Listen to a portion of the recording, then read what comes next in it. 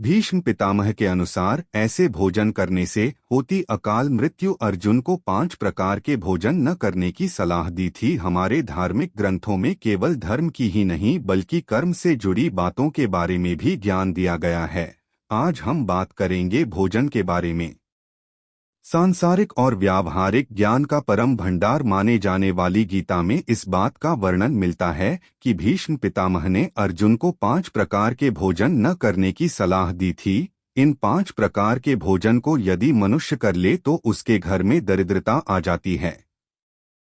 पहला भोजन भीष्म पितामह ने ऐसे भोजन को कीचड़ के समान बताया है, जिस भोजन की थाली को कोई लांघ कर गया हो। गीता के अनुसार ऐसा भोजन नाले में पड़ी कीचड़ के समान होता है, इसे ग्रहण नहीं करना चाहिए।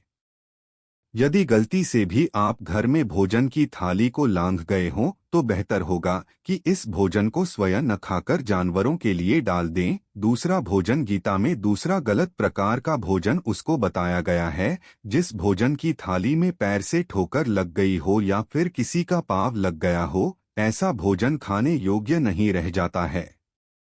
ऐसे भोजन को ग्रहण करने से बचना चाहिए, नहीं तो आप दरिद्र हो सकते हैं। तीसरा भोजन गीता में भीष्म पितामह ने बताया है कि तीसरा खराब प्रकार का भोजन वह होता है जिसमें बाल निकल आए।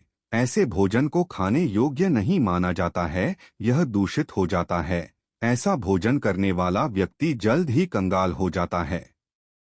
चौथा भोजन चौथे प्रकार का भोजन भीष्म पितामह ने वह बताया कि अगर पति और पत्नी एक ही थाली में भोजन कर रहे हों तो उनका प्रेम एक मद के रूप में उस भोजन में आ जाता है। किसी तीसरे व्यक्ति को उस भोजन में शामिल नहीं होना चाहिए, यह उसके लिए नुकसानदेह साबित हो सकता है। हालांकि पति और पत्नी के लिए एक ही थाली में भोजन करने से प्यार तो बढ़ता ही है और दोनों के लिए यह भोजन चारों धाम का पुण्य फल प्राप्त करने के समान होता है। पांचवा भोजन बेटी अगर कुंवारी हो और अपने पिता के साथ एक ही थाली में भोजन करती है तो उस पिता की कभी अकाल मृत्यु नहीं होती, क्योंकि बेटी पिता की अकाल मृत्यु को हर लेती है। जब भी खाना खाएं तो अपनी पुत्री को अपने साथ एक ही थाली में थोड़ा सा हिस्सा जरूर दें।